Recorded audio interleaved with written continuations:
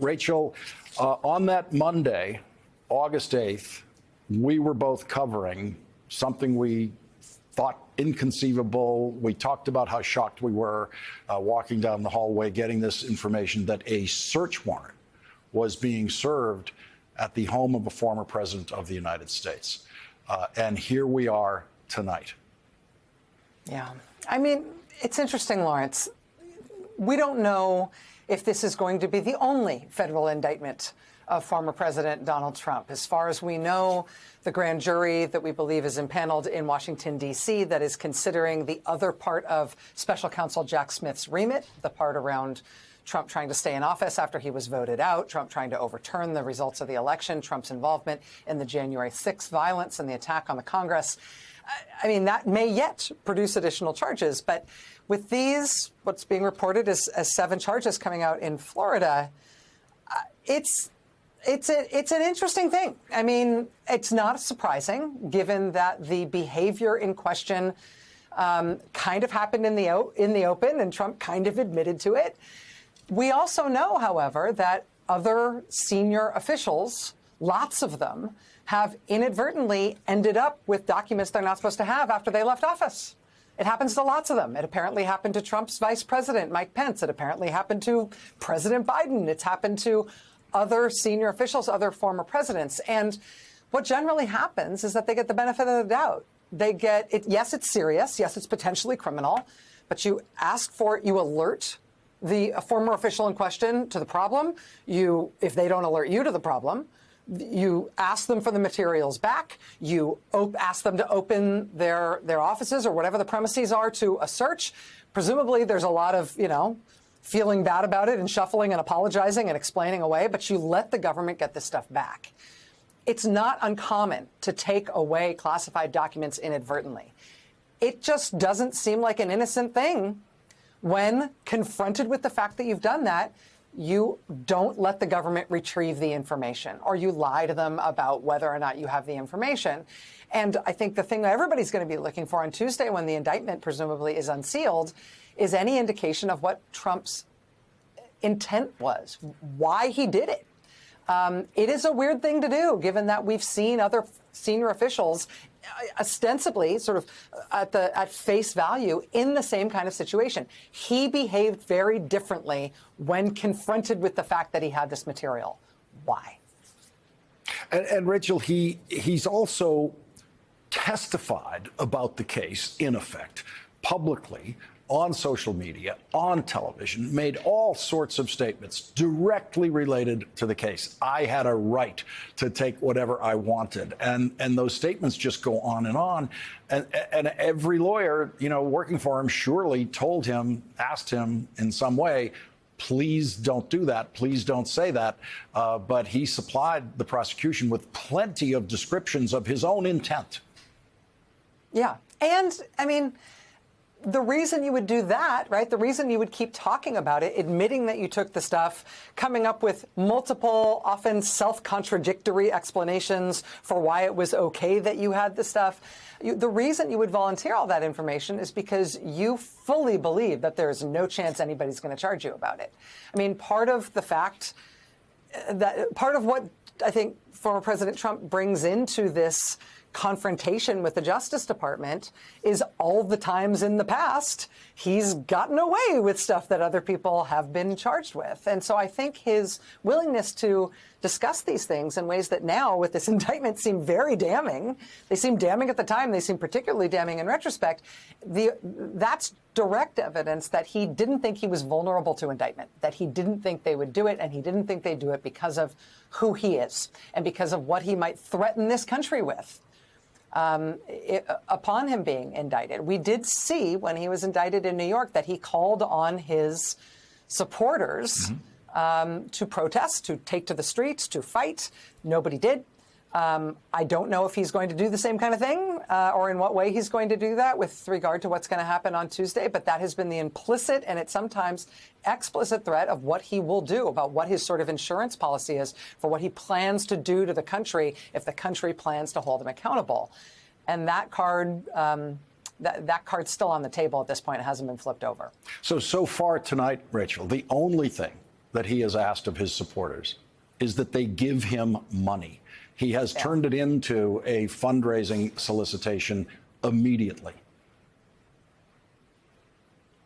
You know, walks like a duck.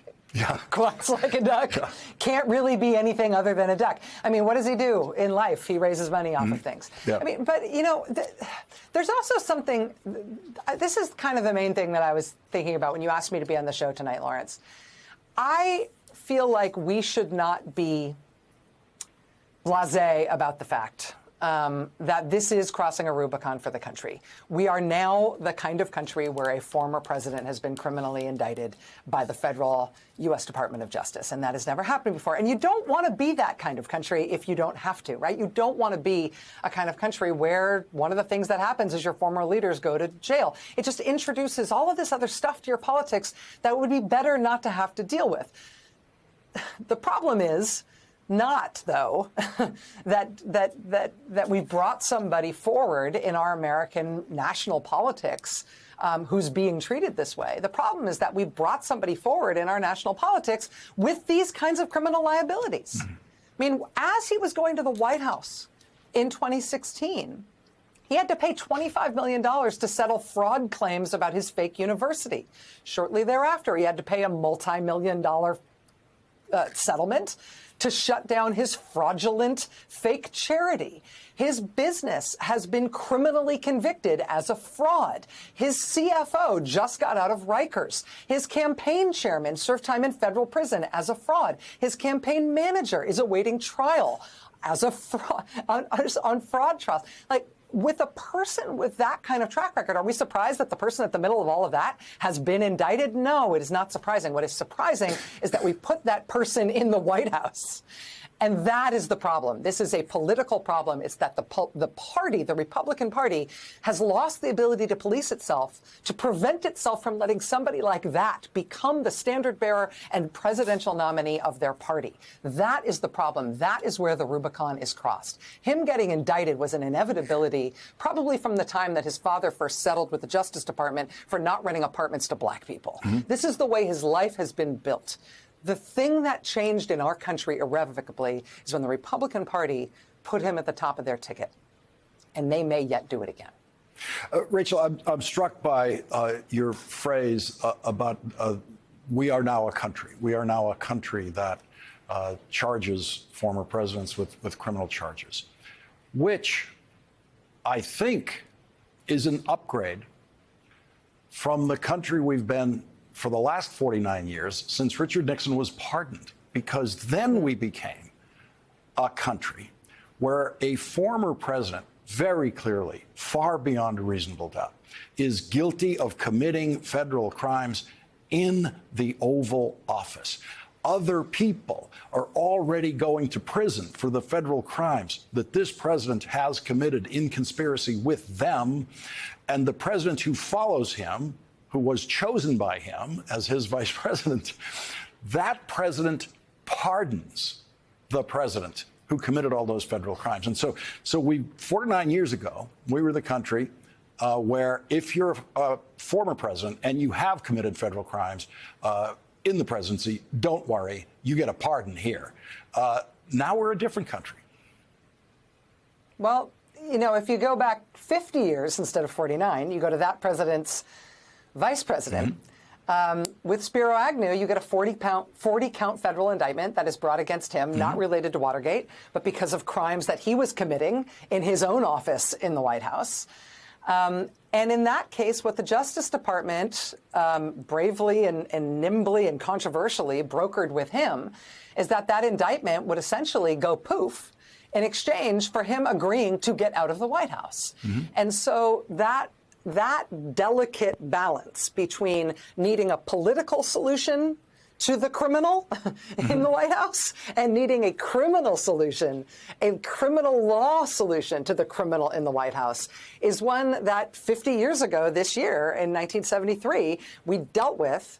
In 1972, we dealt with Spiro Agnew, and then in 1973, we dealt with it in a different way, and as you're arguing, potentially a worse way with Nixon, but now we're back at it. And I do think, let's say this is the only federal indictment of Trump. You know, you look at the General Petraeus case from 10 years ago and what he was charged with, and that was very serious. He got off with, I think it was probation and a $100,000 fine. There are other people, including recently an FBI agent, recently, I think, a lieutenant colonel in the armed forces, people who have been charged who face prison time even when they pled guilty around these things. But you have to wonder if the Justice Department is considering whether there is some political solution to this criminal problem, whether part of the issue here is not just that Trump has committed crimes, but that Trump has committed crimes and plans on being back in the White House. Do they consider, as part of a potential plea offer, something that would proscribe him from running for office again? I don't know. I would imagine if anything like that happened, that it would have to come from the defense side of the negotiation, that the Trump team would say, oh, by the way, and with this, we will also, drop out of the race for president. Otherwise, it would put the Justice Department in this position that Donald Trump claims they're in. He claims they're trying to stop him, simply trying to stop him from becoming president again, and that's the only reason they're doing this. So my guess, given those dynamics and the change, I think, in the way the Justice Department sees this in those 50 years since Spiro Agnew, it just seems unlikely that they would reach into the political zone of the solution. Our politics does have to find a solution to this, but it might have to find that solution separate and apart from the criminal process.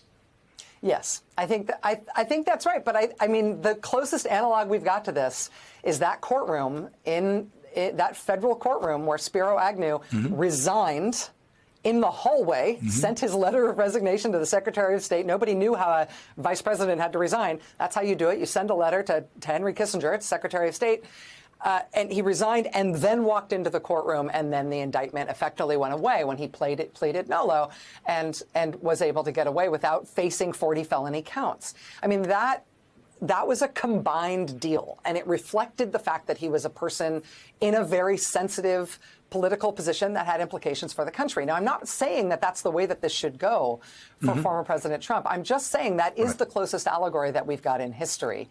And I do think that there isn't that much that's novel about Trump's crime here. We've seen other politicians inadvertently take classified information. We've seen other former government officials put on trial for crimes like this.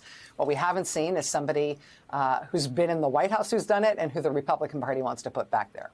Rachel, we have officially, in the year 2023, entered the defendant Trump era, the criminal defendant Trump, because really every year of his life he has been a defendant in some civil lawsuit or other, but usually involving his businesses. But we're now in the criminal defendant Trump era.